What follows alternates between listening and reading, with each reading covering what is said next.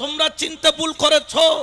আমার বাবা মাইনুদ্দিন আল হাসানি ওয়াল হুসাইনি তোমাদের মতো আমাদের মতো মানুষ নয়। হ্যাঁ, আমাদের মতো চোখ, আমাদের মতো হাত, আমাদের মতো পাও, আমাদের মতো জুব্বা পাগড়ি টুপি আবা কোবা পরে, কিন্তু তারা আমাদের মতো নয়। তারা কাদের মতো? আমার আল্লাহ বলেন, এই জগতের মানুষ আমার ওলিকে তোমরা যেমন তেমন মনে করিও না।